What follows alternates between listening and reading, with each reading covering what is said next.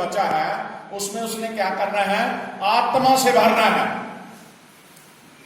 अगर हम दुनियावी तौर पे देखें, किसी बर्तन को अगर हम खाली रखते हैं, जब तक उसे भरेंगे नहीं तो बर्तन का फायदा नहीं हमें कोई भी। हमारा शरीर जो परमेश्वर ने दिया है, जब तक हम इस शरीर के अंदर जो हमारा दिल है उसके अंदर परमेश्वर का आत्मा को नहीं ले लेते, आत्मा से नहीं भर जाते, तब तक हम पूर्ण नहीं है। आत्मा से परिपूर्ण जीवन के विषय में अगर वचन के अनुसार हम देखेंगे, परमेश्वर का वचन हमें बताता है, बहुत सारे लोगों को इसके बारे में पता नहीं है। तो हम पढ़ेंगे पहला क्रंथियों, बड़े ध्यान से पढ़ना, पहला क्रंथियों उसका 6 अध्याय उसकी 19 और 20 आयत पढ़े जरा। क्या तुम नहीं जानते कि तुम्हारी देह पवित्र आत्मा का मंदिर है? क्या तुम नहीं जानते कि तुम्हारी देह जो शरीर है आपका पवित्र आत्मा का मंदिर है, जो तुम में बसा हुआ है, जो तुम में बसा हुआ है और तुम्हारे परमेश्वर की ओर से मिला है, और तुम्हें ये परमेश्वर की ओर से मिला है, और तुम अपने नहीं हो, तुम अपने नहीं हो, क्योंकि दाम देकर मोल लिए गए हो, दाम दे के मोल लिए गए हो। इसलिए अपनी देह के द्वारा परमेश्वर की महिमा करो। इसलिए अपनी देह के द्वारा परमेश्वर की महिमा करो। हालेलुया।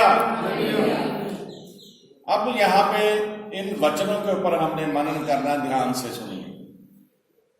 आत्मा से परिपूर्ण जीवन के अगर पूरी तस्वीर आप देखना चाहते हो, प्रभु यीशु मसीह के जीवन को देखिए। वो इंसान बन के इस धरती पे आया, लेकिन उसने अपने आप को हमारे लिए कुर्बान कर दिया, सलीब के ऊपर कुर्बान कर दिया। गुड फ्राइडे आने वाला है, हम वचन गुड फ्राइडे को सुनेंगे। लेकिन परमेश्वर जो है वो आपसे प्यार करता है। परमेश्वर का वचन आपसे बोलता है, क्या तुम नहीं जानते जो भी परमेश्वर के ऊपर विश्वास करते हो, जब तुम विश्वासी बन गए हो, क्या तुम नहीं जानते कि जो तुम्हें ये शरीर मिला है, जो तुम्हारी देह है, ये पवित्र आत्मा का मंदिर है। जैसे ये प्रभु की आराधना के लिए मंदिर बनाया गया, घर बनाया गया, हमारा शरीर के अंदर भी परमेश्वर की जो शक्ति है, वो परमेश्वर का वचन बताया, तुम्हारी जो देह है ये पवित्र आत्मा का मंदिर है। जब पवित्र आत्मा का मंदिर है तो ये देह हमें मिली क्यों है? ये शरीर हमें किस लिए मिला? पाप करने के लिए नहीं मिला, गुनाह करने के लिए नहीं मिला, बल्कि परमेश्वर का नाम लेने के लिए, परमेश्वर के साथ चलने के लिए ये देह हमें मिली है। और परमेश्वर का वचन बताता है, तुम अपने नहीं हो, बल्कि दाम दे के मोल लिए गए हो। आमीन। क्या दाम दिया हमारा? हम मार्केट में या किसी भी पूरी दुनिया में आप जाओ, आपके पास पैसे हैं, कुछ भी आप खरीद सकते हो, और जो चीज आप खरीद लेते हो वो आपकी हो जाती है, पर्सनल आपकी हो जाती है। मान लीजिए आप सभी के पास फोन है, मोबाइल फोन है, तो वो आपके फोन है, उसको कोई दूसरा नहीं ले सकता। प्रभु यीशु मसीह ने पूरी दुनिया के लिए अपने आप को सलीब के ऊपर कुर्बान कर दिया, और जो उसने हमारे लिए लहू बहाया, जो उसके जिस्म से लहू की धारें बही, उसकी पीठ को ऊपर 39 कोड़े मारे गए, उसकी पीठ को लहू लुहान किया गया, उसके सर पे कांटों का ताज रखा गया, उसके दोनों हाथों पैरों में खील ठोके गए, उसकी पसली में नेजे मारे गए, लोगों ने उसके मुंह पे थूका, लोगों ने उसके मुंह पे थप्पड़ मारे, और बहुत सारे दुख उसने हमारे लिए सहे। और मेरे अजीज बहनों भाइयों, जो उसने सलीब पे खून बहाया, वो खून बहा के उसने हमें खरीद लिया। बोलो हालेलुया। हमारे लिए उसने दाम दिया,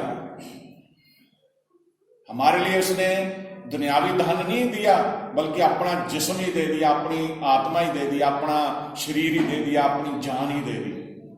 हालेलुया, हालेलुया। जरा दोबारा ऐसे बड़े ध्यान से धीरे धीरे पढ़ना इस आयत को। क्या तुम नहीं जानते कि तुम्हारी देह पवित्र आत्मा का मंदिर है? बड़े ध्यान से पढ़ो, रुक रुक के। क्या तुम नहीं जानते कि तुम्हारी देह पवित्र आत्मा का मंदिर है? जो तुम में बसा हुआ है। पवित्र आत्मा तुम्हारे अंदर है।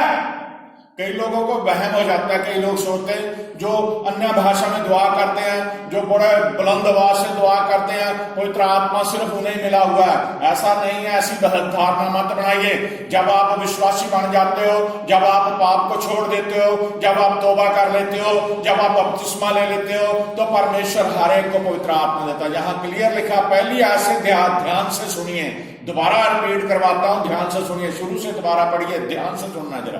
क्या तुम नहीं जानते? ये सभी के लिए है, वचन सुनिए। क्या तुम नहीं जानते कि तुम्हारी देह पवित्र आत्मा का मंदिर है? शरीर सभी को मिला है, तभी हम जिंदा हैं। तुम्हारी देह पवित्र आत्मा का मंदिर है, यानी कि आत्मा हम सभी को दी हुई है परमेश्वर ने। ये मंदिर पवित्र आत्मा का मंदिर है, हमारी देह जो तुम में बसा हुआ है, जो तुम में बसा हुआ है,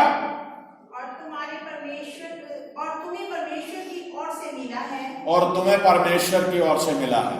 और तुम अपने नहीं हो, तुम अपने नहीं हो, क्योंकि दाम देकर मोल लिए गए हो, क्योंकि दाम देके मोल लिए गए हो। इसलिए अपनी देह के द्वारा परमेश्वर की महिमा करो। बोलो हालेलुया।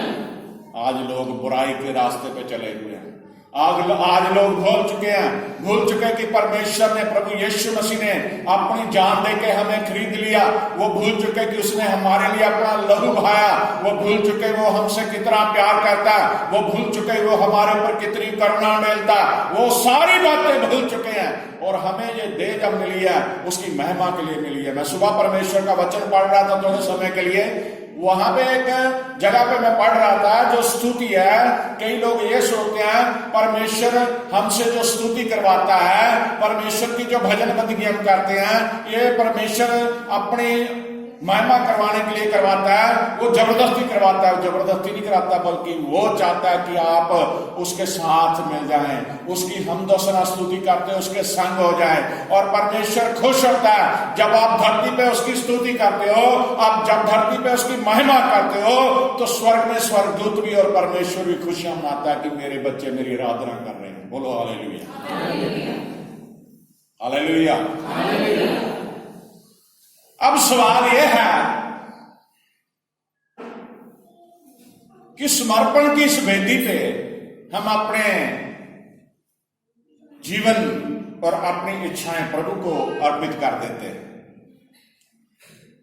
लेकिन अपने गुरु के जीवन को देखिए कि वो सब कुछ था, वही परमेश्वर था, क्योंकि वचन ही परमेश्वर ने देहधारी होकर धरती पे आया।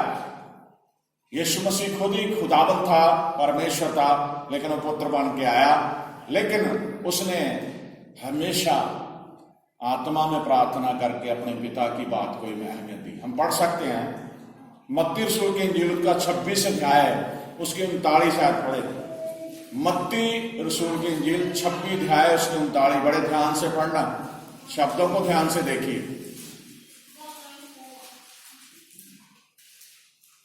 थोड़ा और आगे बढ़कर यहाँ पे यीशु मसीह के बारे में बता रहे हैं। जब क्रूस पे चढ़ाया जाना था यीशु मसीह को, उससे पहले वो गसमनी बाग में प्रार्थना के लिए अपने चेलों के साथ गए। वो थोड़ा आगे जाकर फिर वो थोड़ा आगे जाकर मुंह के बल गिरा और ये प्रार्थना की, हे मेरे पिता, यदि हो सके तो ये कटोरा मुझसे टल जाए, यदि हो सके तो ये कटोरा मुझसे टल जाए, तो भी जैसा मैं चाहता हूँ वैसा नहीं, परंतु जैसा तू चाहता है वैसा ही हो। आमीन। ये है हमारा गुरु का तस्वीर। देखिए कैसा था। अगर वो चाहता सलीब पे ना चढ़ता, अगर वो चाहता तो इतने दुख ना सहता, उसे क्या जरूरत थी कि उसकी पीठ को उल्टा करके 39 कोड़े मारे जाएं? उसने कौन सा गुनाह किया था, कौन सा पाप किया था? उसे क्या जरूरत थी कि उसके हाथों पैरों में बड़े बड़े कील ठोके जाएं? जब प्रभु यीशु मसीह को पता चल गया कि वो कार्य जो मुझे करने के लिए धरती पे भेजा वो सिर पे आ गया है, अब उसका समय आ गया कि उसे क्रूस पर चढ़ा के मार दिया जाएगा। वो मुंह के बल गिर के प्रार्थना कर रहा है कि पिता,